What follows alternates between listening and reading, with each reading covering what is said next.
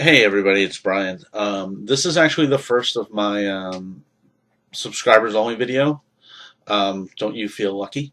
Um, for like the tournament recaps and things that I'll do, I may make them subscribers only. I'm not too sure, but I want to do this as kind of a thank you to kind of give you guys some little extra love, I guess you could say, um, for actually subscribing. Um, this is actually going to be a more in-depth kind of list discussion for the Game Castle Steamroller tournament, the 50-point one that I've already posted with Chromac and P. Kruger. Um, so yeah, I'll just get right into it. As far as the Chromac list goes, and as far as the pictures, I decided I would put up some close-ups of some of my miniatures just to kind of give people a better idea as to how they look and so on and so forth. So it's not just kind of this far off table thing. Um, and I really like my Gnarlhorn Satyr, so that's why there's 4 pictures of him, because he's awesome. But anyways, even though I hardly ever use him. But onto the Chromac list. Um, Chromac I took primarily. I feel he's one of Circle's beast heavy casters. Um, and I had a good feeling that there might be a Colossal or two in the field. Um, so I wanted somebody that could help get the beasts up there quickly with Warpath. Wild Aggression is always helpful, just to kind of help eliminate those, double ones or, a 1 and a 2 for the attack rolls. Um, and for things with the Colossals, you want every hit that you possibly can get out of it. And the extra 3 inches of Warpath is always fun. And as far as Chromac goes, when I first started using them, of course I did the haha, you're within 11 inches of me or what have you. I'm gonna beast out and run at your caster and jump into them and start chopping them down and then cutting for all my fury and keep chopping them down again. Um, I felt that that's kind of a trap. Um, as it really depends on the caster, and you really only can reliably do that on really squishy casters that as soon as you get anything into combat with it, it's going to die. Um, so I mean, I did it when I first started using them, and for the most part now, I tend to keep them in human form.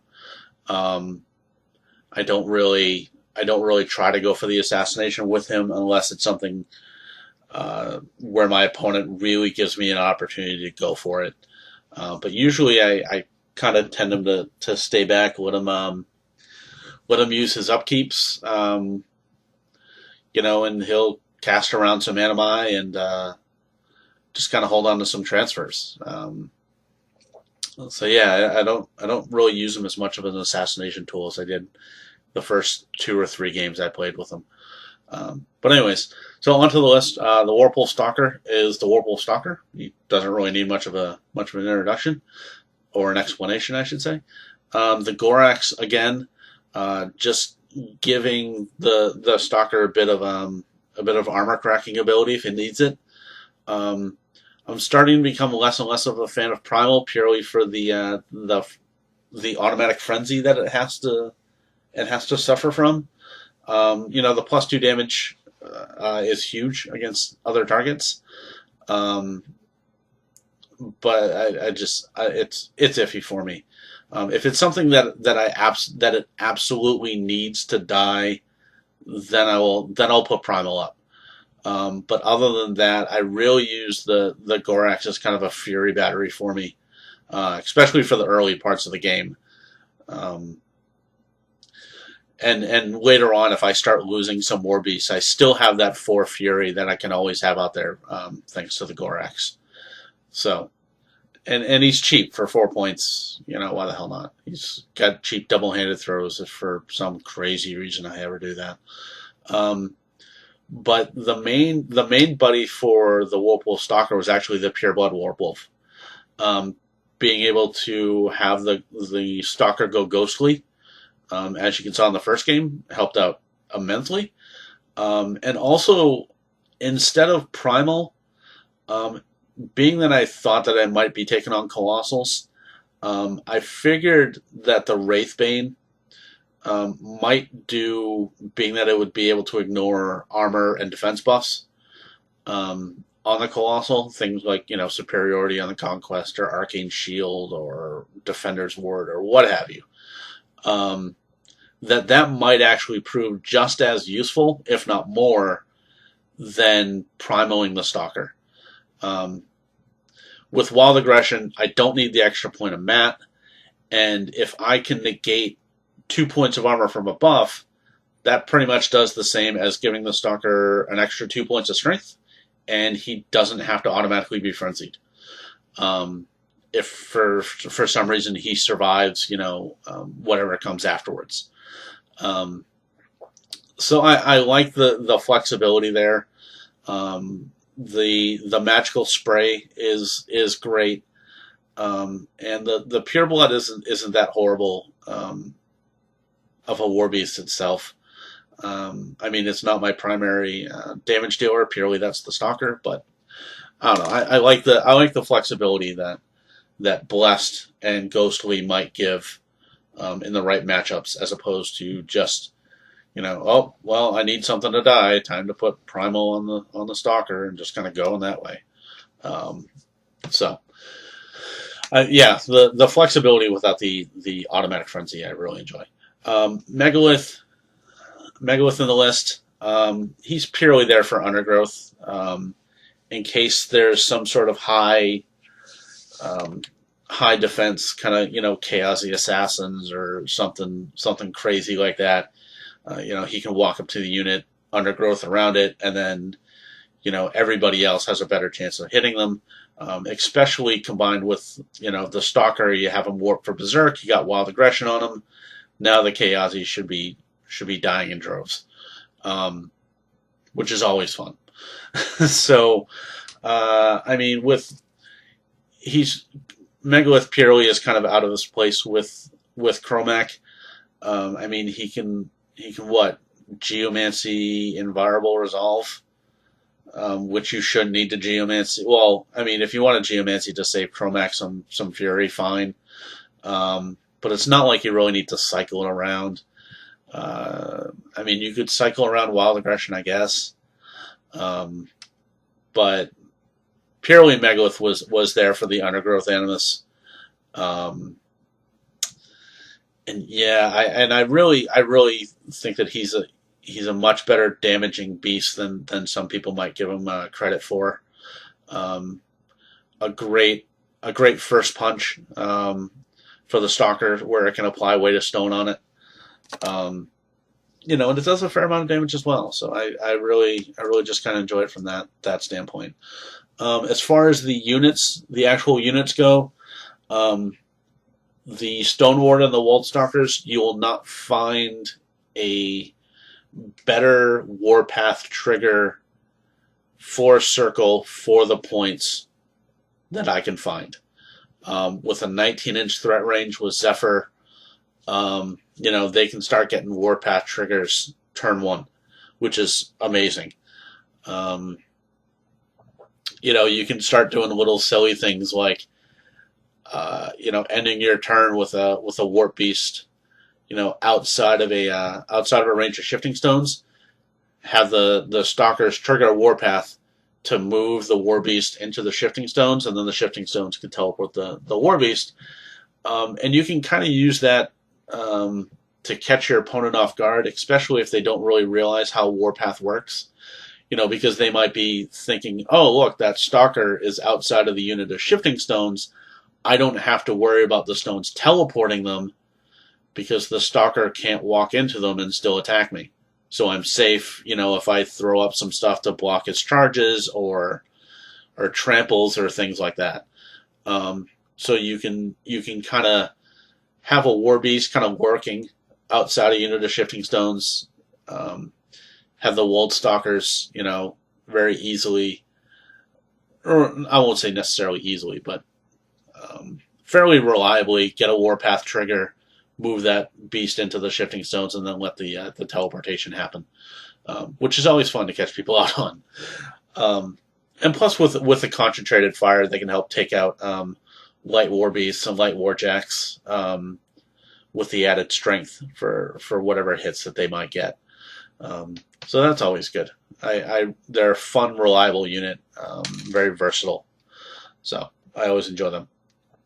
And the Tharn Wolf Riders, I really like the models. I own them. They're probably not the best investment for the points, but I like playing with them. And if you're taking on a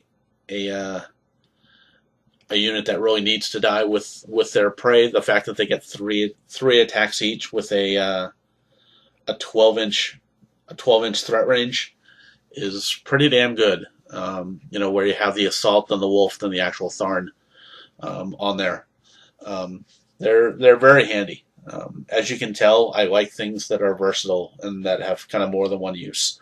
That give me options. As far as whether or not having the Stonekeeper out there or not, the Stonekeeper's not there because with this list, I have to have a Druid Wilder, just for the extra control range, and also the fact that I have 3 Animi out there that she can cast for free.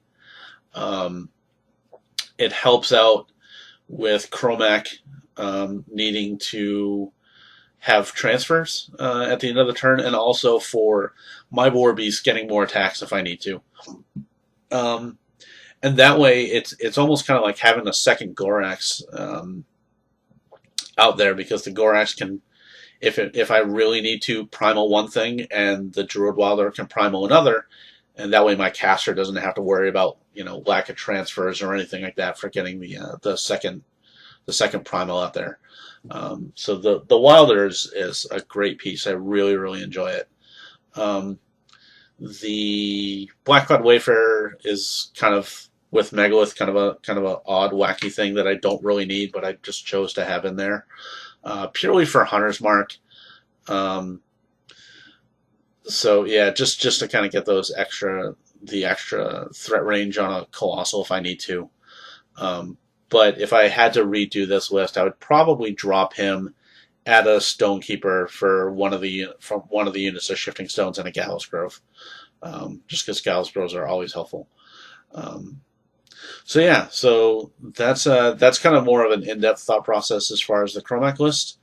Let me go around and get the kind of an idea for the P. Kruger list. So for Prime Kruger, one of the things that I was trying for were one list I was afraid against Colossals. The P. Kruger list I was afraid against fighting Cricks. I don't play against Cricks a lot. I'm always a little wary because I don't know a lot of their ins and outs. And plus, Prime Kruger's, he's kind of fun on his own. So I figured one list would be great for doing with armor, which was the Chromac list, and this list would purely be there for denying, mass infantry and things of that nature. So that's why he's there. As far as his battle group goes, the Wold Guardian I always enjoy, especially with lightning tendrils on him. He does things just that people don't even expect it to do at all. So his Animi could be fun. I mean, when you got Skyborn and Deflection and Flesh of Clay on himself, it's like, just don't even bother trying to shoot Kruger at all. It's just not worth it. Which could be a nice deterrent against some armies. The Wold Warden is there purely for Geomancy, so that I can get an extra Chain Lightning out there. I can cycle around Lightning Tendrils if I need to. I mean, that's kind of his two main Geomancies, but they're both useful. It's things that you can use arguably every turn. And that way, it gives Kruger more flexibility, so he doesn't have to completely commit himself to one side of the field if I need him in this particular spot. If I want to start chain lightning like a unit of chaos or something that's really high defense, I could have the run up a druid, put elemental protection on the entire druids, and I could just start shooting the chain lightning into the back of the druid, and then arcing into the Chaosi for the automatic hits. And I don't need to have Kruger to kind of fly over there to do that. I can send up the Wold Warden, and for one fury he can do it himself. So that's always good. The Feral's kind of my main damaging beast. He's there, to receive lightning tendrils and to go to town on things. So as far as the units go, again, got the 2 units of shifting stones. At 50 points level, in my opinion, there's no excuse not to have 2 units of shifting stones unless you're doing a fun, tier 4 list that doesn't have them. Again, I didn't have the points for the Stonekeeper because I really wanted the Gallows Grove, so that I would have the extra chain lightning versatility and kind of threat vectors, I guess you could say, if you want to get fancy.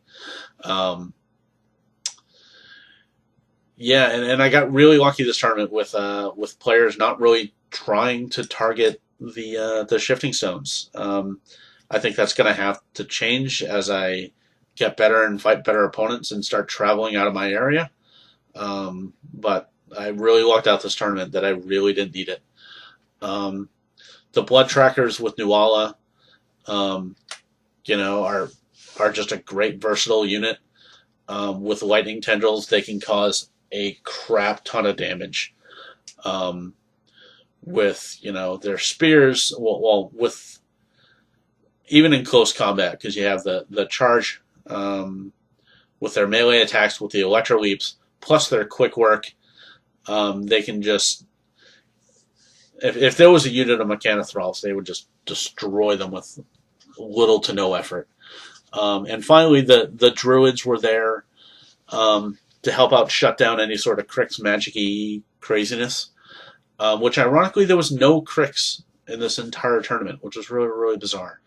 So they were there up for the counter magic, and I had to take the Overseer so I can use the janky making the Druids immune to lightning, and then start shooting the Druids so that the Electro Leaps would go off of him into units that were really high defense.